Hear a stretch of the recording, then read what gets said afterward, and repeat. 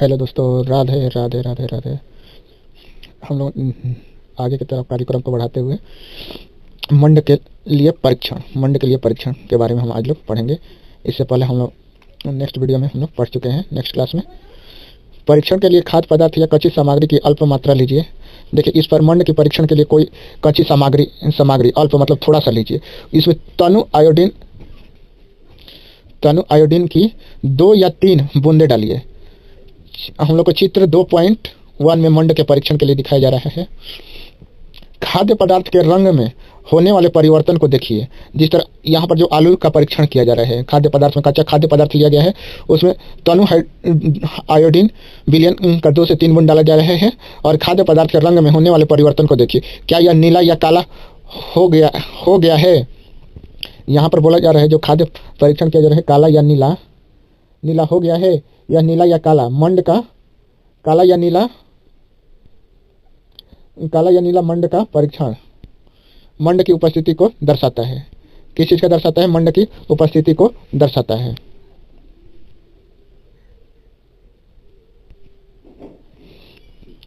स्थिति को दर्शाता है।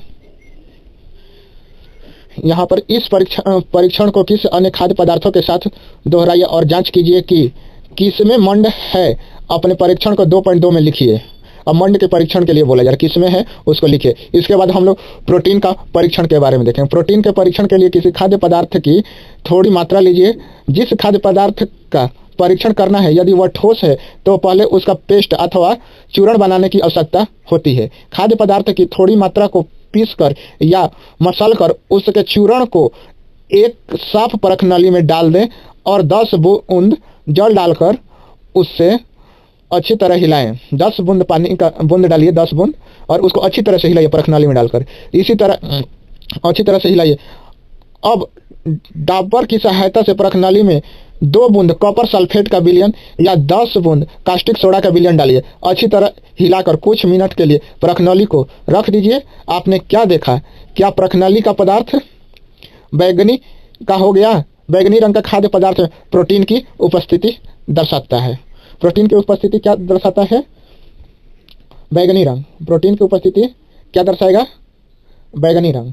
प्रोटीन की उपस्थिति क्या दर्शाएगा? बैगनी रंग। प्रोटीन की उपस्थिति क्या दर्शाएगा? बैगनी रंग। अब आप इस परीक्षण को कुछ दूसरे खाद्य पदार्थ के साथ दोहरा सकते हैं। वसा के परीक्षण के लिए खाद्य पदार्थ की अल्प मात्रा लीजिए। इसे एक कागज के टुकड़े में लपेट कर कूटिए। अध्ययन रखें। कागज फट न जाए। अब कागज को सीधा कीजिए और ध्यान पूर्वक देखिए। क्या इस पर तेल के धब्बे हैं? कागज को किस प्रकाश के सामने लाएं? क्या आपको इस धब्बे से होकर आने वाला धुंधला प्रकाश दिखाई देता है? कागज पर तेल का धब्बा खाद्य पदार्थ में वसा की उपस्थिति दर्शाता है। खाद्य पदार्थ में कभी कभी जल की कुछ मात्रा हो सकती है। इस दशा में इन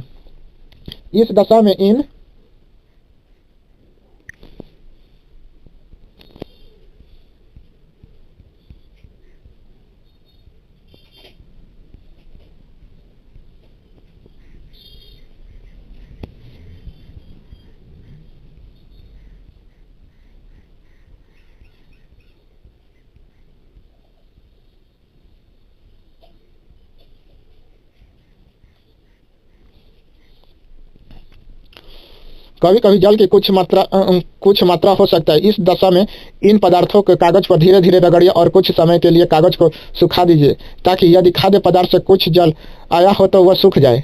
इसके बाद यदि कागज पर तेल का कोई धब्बा न रहे तो यह पता चलता है कि खाद्य पदार्थ में वसा उपस्थित नहीं है।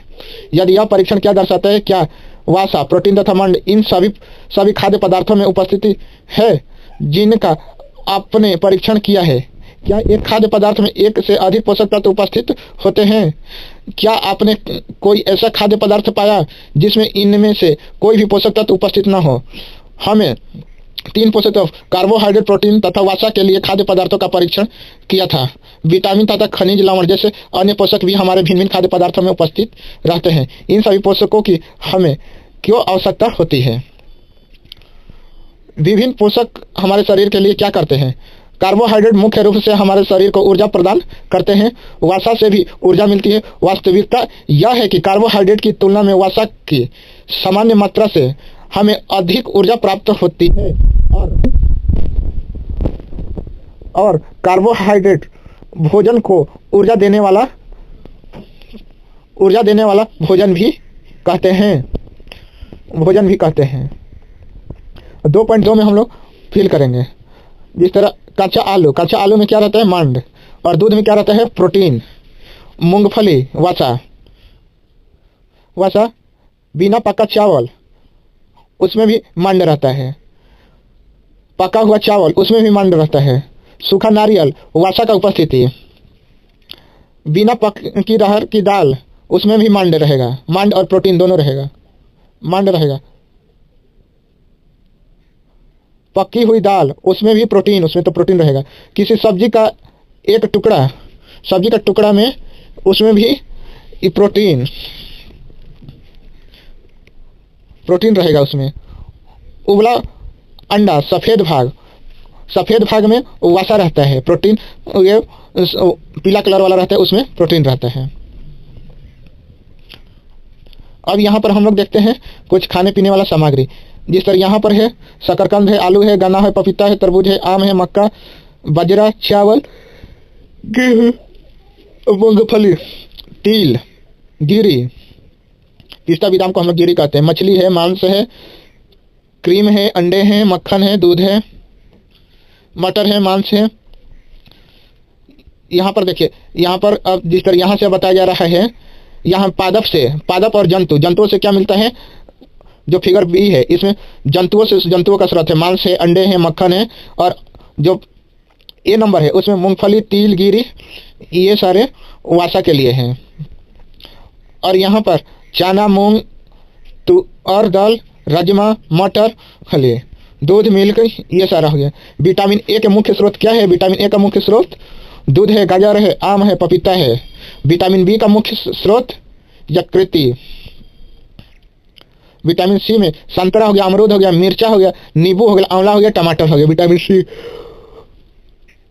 और विटामिन डी के लिए दूध हो गया, मक्खन हो गया, मछली हो गई, ये सारे प्रोटीन की आवश्यकता शरीर के वृद्धि तथा स्वस्थ रखने के लिए है। प्रोटीन युक्त भोजन प्राय शरीर वर्धक भोजन कहते हैं। विटामिन रोगों से हमारे शरीर की रक्षा करते हैं। विटामिन हमारी आंख, अस्थियां, दांत और मसूड़े को स्वस्थ रखने में भी सहायता करते हैं। विटामिन कई प्रकार के होते हैं जिन्हें अलग नामों से जाना जाता है। इनमें से कुछ को vitamin A, vitamin B, vitamin C और विटामिन डी और विटामिन ई तथा विटामिन के नाम से जाना जाता है। विटामिनों के एक समूह को विटामिन बी कॉम्प्लेक्स कहते हैं। हमारे शरीर को सभी प्रकार के विटामिनों की अल्प मात्रा में आवश्यकता होती है। विटामिन ए हमारी त्वचा और आंख को स्वस्थ रखती है। विटामिन ए हमारी त्वचा और आंख को स्वस्थ रखते हैं। और विटामिन सी से बहुत से रोगों से लड़ने की हमें मदद मिलता है। विटामिन सी से बहुत से रोगों से लड़ने की मदद मिलता है। और विटामिन डी से हमारी अस्थियां और दांतों के लिए कैल्शियम का उपयोग करने में हमारे शरीर की आवश्यकता करती है। विटामिन से भरपूर भोजन चित्र 2.6 और 2.9 में दिखाए गए हैं। जिस तरह आयोडीन के कुछ मुख्य स्रोत हैं, लोह के कुछ मुख्य स्रोत हैं। हमारे शरीर को खनिज लवणों की आवश्यकता अल्प मात्रा में होती है। शरीर के उचित विकास अथवा अच्छे स्वास्थ्य के लिए प्रत्येक खनिज लवण आवश्यक है। भिन्न खनिज लवणों के कुछ स्रोतों को चित्र 2.10 में दर्शाए गए हैं। अधिकांश पदार्थों में एक से अधिक पोषक तत्व होते हैं। अपनी सारणी 2.2 में परीक्षण को लिखिए। समय इस बात को अवश्य देखा होगा, फिर भी किसी कच्ची सामग्री को एक निश्चित पोषक की मात्रा दूसरे पोषकों की मात्रा से अधिक हो सकती है। उदाहरणतः चावल में कार्बोहाइड्रेट की मात्रा दूसरे पोषक से अधिक होती है।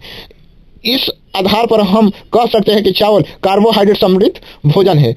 इन पोषकों के अलावा हमारे शरीर में आहारी रेशे तथा जल की भी आवश्यकता होती है। आहारी रेशे रुक्षांश के नाम से भी जाने जाते हैं। हमारे खाने में रुक्षांश की पूर्ति मुख्यतः